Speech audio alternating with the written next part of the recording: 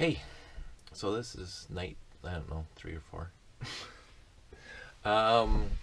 So following the last video, which I posted online yesterday, I posted on Lugnet this morning, just because I like posting the Lugnet. It seems I'm the only person in the world that likes posting the Lugnet. But I posted Lugnet and I put a link to my video that I created yesterday. And I also put a link to my Flickr page. Well, somebody emailed me back pretty quick after that posting.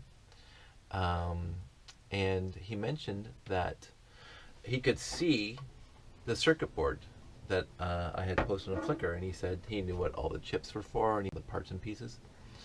And he mentioned that perhaps the reason why this thing was not running the motors, it could only run lights yesterday, is because I had 4.5 volts going into it. The circuit board did have a 5-volt rectifier or limiter, so he says suggested that I try 6 volts. So I came home and immediately came down here and I got my power bar, and I have one of those variable transformers that has like 3, 4.5, 6, 7.5, 9, and 12. So I put it on 6 and I plugged it in, and sure enough it still came on. And then I plugged in the motors and dusted this thing off. It was very dusty. I had to replace the elastics. I didn't realize when I built this thing 25 years ago that the elastics dry rotted. So I wasn't turning at all, but I replaced the elastics today. And I found out that, look, lo and behold, the thing actually moves. So I'm going to try a different one, because this one doesn't go straight. I'm going to try this one. Let's see if... Well, the same thing, so it's a motor. So anyway, I've done some programming, testing, now that it's moving, and I figured out a few more things on how to program this.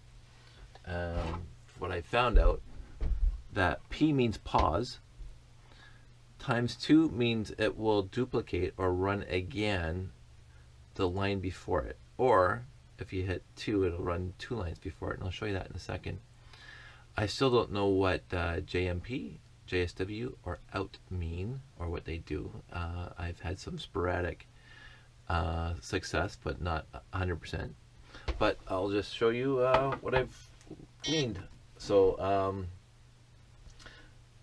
forward and backwards are programmed per second, or by the second, and left to right is programmed in milliseconds. So if I go forward 2 and I go right for 10, it's going to go forward for 2 seconds and then right for a second, or 10 milliseconds. And then I think I actually have to change the wires around, because that is not turning right, it's turning left. So we'll hit go. And there what happens. So it went forward for 2 seconds and then went right for 10 milliseconds, or 1 second.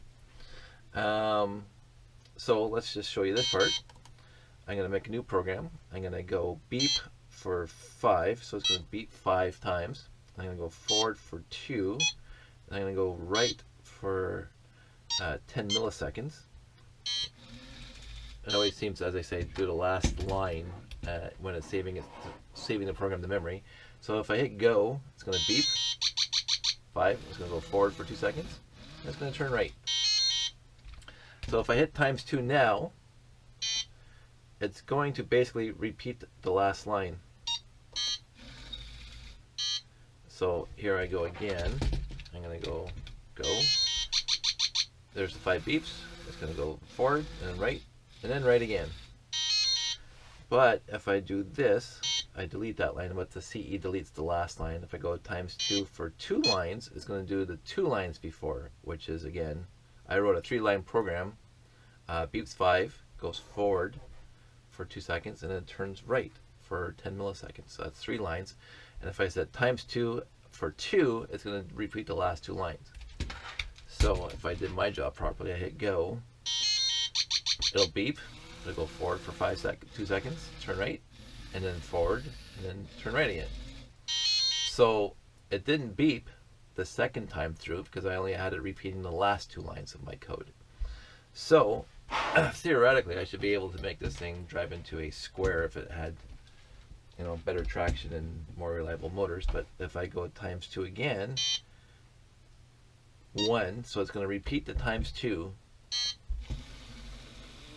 which is go forward and turn right. So let's see if this is going to do a complete square now.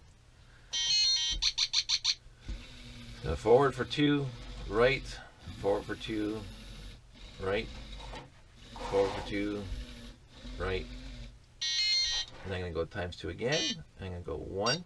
It's going to repeat the times 2 of the times 2. And then let's hold it up here. Maybe it'll make a nice square. I'm going to go.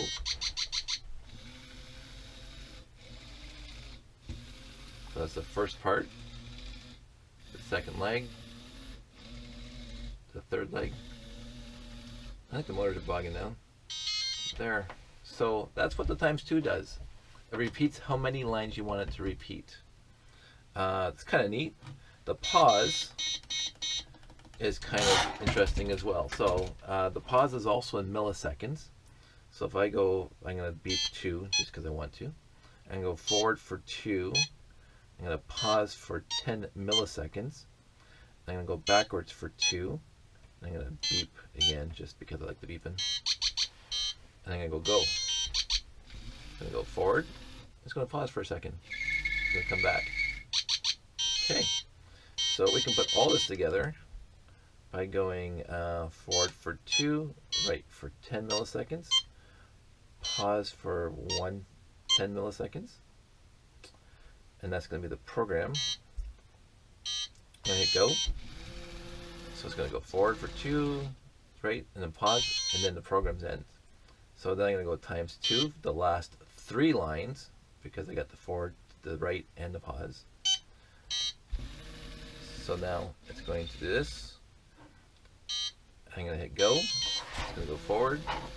It's going to go right. It's going to pause for a second. It's going to go forward, right, pause for a second. And I'm going to hit times 2 again, and I only have to repeat the last line, which is the first times 2. Here. Gotta get this thing on battery so I can put it right on the thing.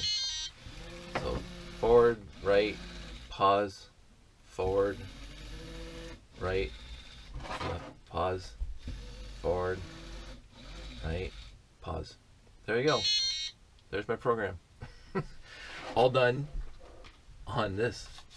The only thing I have to try to do now is how to get 6 volts on here on a battery backpack instead of connected to a transformer. Then I can just build this right into the thing and have it drive around using the 4.5 volt Technic motor system. I think that's really awesome. I can't believe I didn't have one of these 25 years ago because that would have been really awesome. But yeah, so I still, as I say, I have to figure out what out means. JSW jump. But basically I think I have all the other buttons figured out, which is really cool. And yes, I still have to figure out how to incorporate the switches into a program, which I don't know how to do yet. But oh, so this is another important thing. There's this last one here. It's right above the stop button, and it's just like this stop button. Basically, it stops whatever program that you have running, stops it cold. So if I go, and I don't like what it's doing, I hit stop. It kills the program. You can hit the stop button too, but this is the big button to have. I'm going to just put a big red danger button on it. But that's what the last switch is for. It actually stops the program immediately. This switch I had working once using the JSW command, but I can't seem to get it working again, so I guess I don't know how I did it the first time. But I clear memory. I'm further ahead than I was yesterday. I have the robot moving, I have this thing working, and I have 3 more buttons to work out, and the switches. And that might be tomorrow, it might be a year from now. but I'm having fun discovering it.